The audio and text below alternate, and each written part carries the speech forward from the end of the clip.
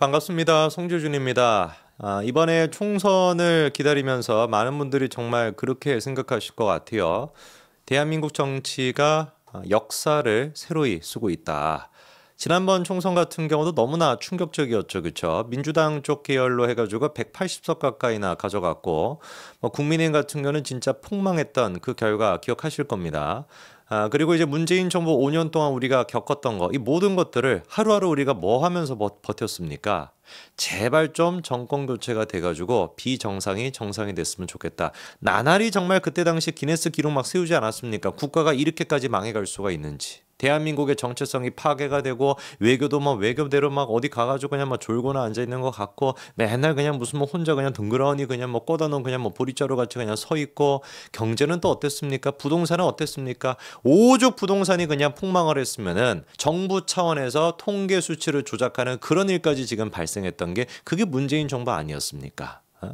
근데 그게 정권 교체가 돼가지고 그나마 정상화가 되는 줄 알았더니만 이재명 같은 인간과 그리고 또 조국 혁신당이라고 하는 게 지금 비례정당에서 민주당을 앞지를 수도 있다라고 하는 그런 얘기가 나오는 걸 보면은 제가 진짜 절망감에 넘어가지고 이게 뭐라고 막 포기하고 싶은 그런 지경까지도 다다르는 것 같아요. 그럼에도 불구하고 우리가 반드시 이겨내야 되겠죠. 반드시 우리가 민주당과 그리고 조국 혁신당을 우리가 몰아낼 수 있어야 됩니다. 이거는 상식의 문제인 거예요. 이재명 범죄 혐의가 넘쳐나는 인간입니다. 관련돼 가지고 재판까지 받고 있습니다. 조국 이미 재판에서 1심과 2심에서 유죄 판결을 받았고요. 황운하 또한 마찬가지로 유죄 판결을 받았습니다. 소나무당이라고 하는 것도 만들어졌어요. 이건 소나무에 대한 모욕 아닙니까? 전국에 있는 소나무가 일어나가지고 뭐 명예훼손죄로 고소해야 될 것 같아요. 물론 뭐 일어날 수는 없지만 그렇지 않겠습니까?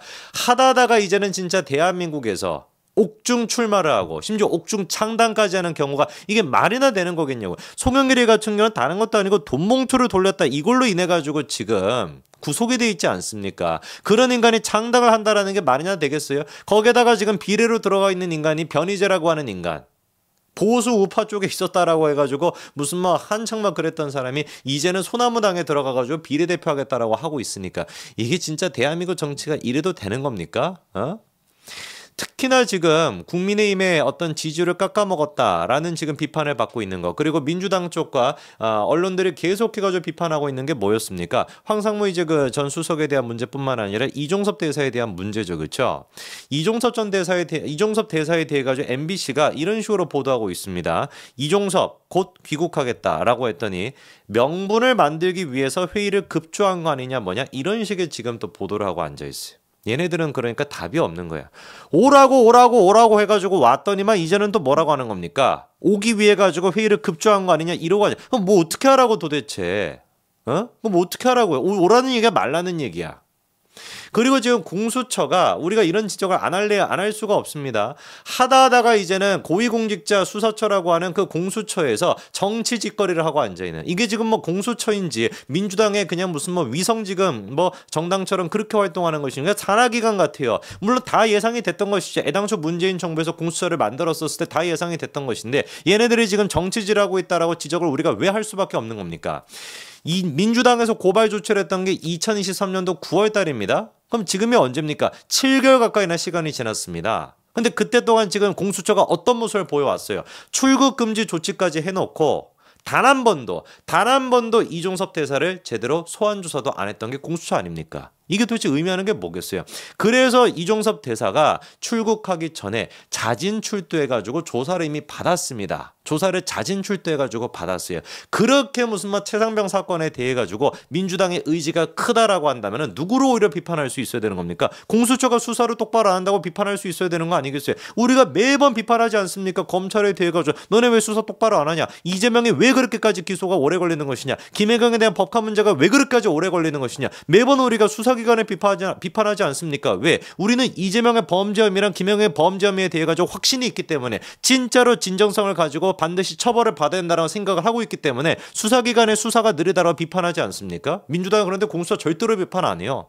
그렇지 않습니까? 지금도 마찬가지. 이종섭 대사가 귀국을 해가지고 나를 조사를 해달라라고 얘기하니까 공수처가 뭐라고 합니까? 소환조사 당분간 어렵다. 포렌식도 아직도 안 끝났다. 이러고 앉아 있습니다. 이게 도대체 뭐 하는 기관입니까? 1년에 예산이 200억 가까이나 됩니다. 공수처가. 도대체 지금 7개월이 넘게 지금 시간이 지났는데 뭐 하느라고 아직까지도 지금 자료까지도 분석이 안 됐다는 얘기예요. 그럼 왜 도대체 출국 금지를 해놓은 겁니까? 하나부터 열까지 다 지금 말이 안 되지 않습니까? 출국 금지를 해놨으면 소환 조사를 해야 되는데 소환 조사도 안 합니다. 계속해가지고 무슨 뭐 7개월 가까이 지금 시간이 지났음에도 불구하고 증거 자료조차도 지금 제대로 분석이 안 끝났어. 그럼 너네 도대체 뭐 하고 있는 건데 1년에 200억씩 받아 먹으면서. 어?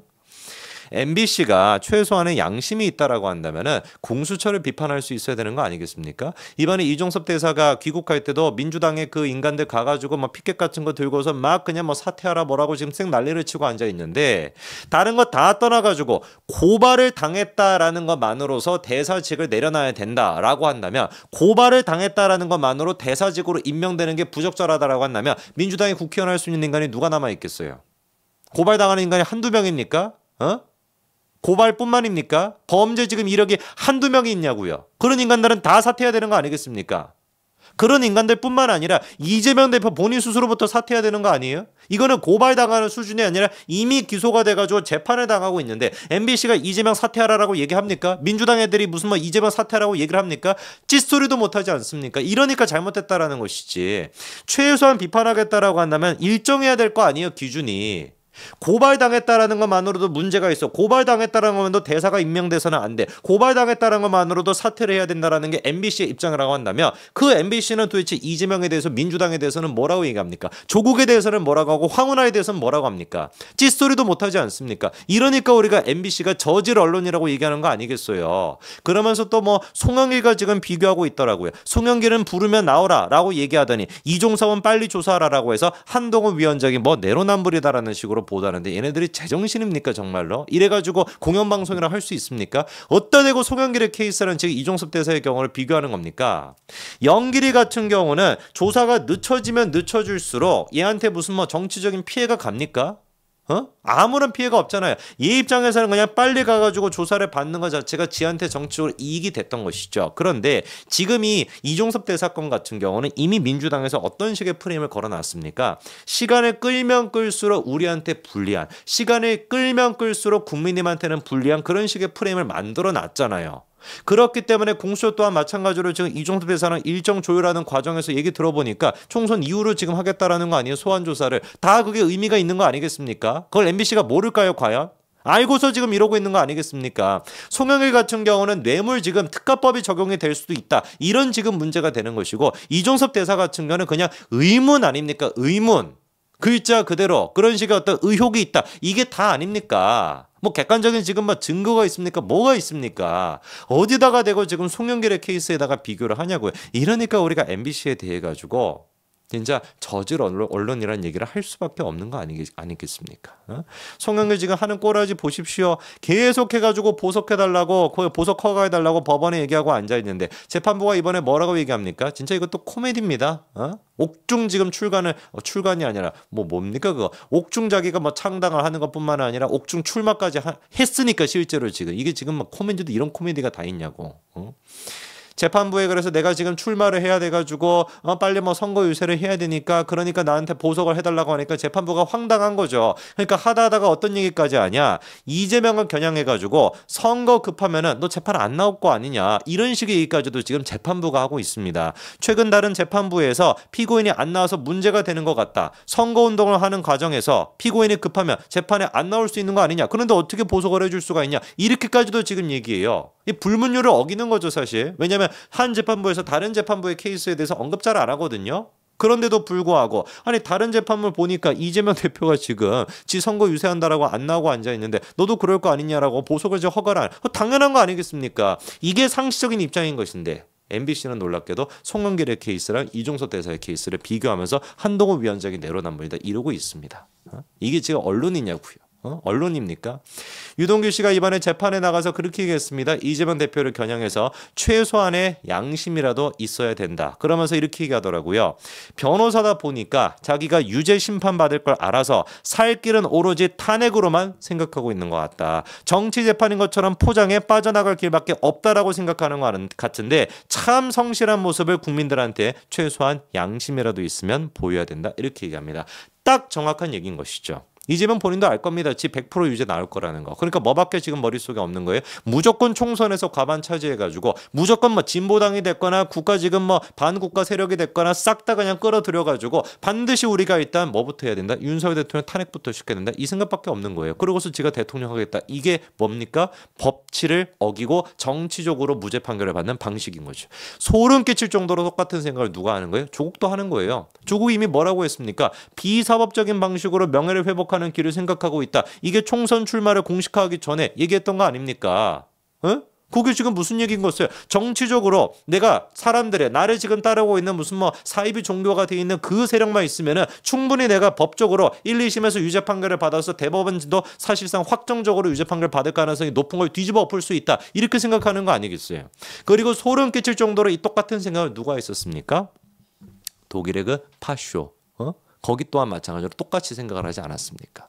이게 지금 대한민국에 처해 있는 상황이에요. 여러분 유동규 씨가 얘기하는 걸 명심해야 됩니다. 우리가.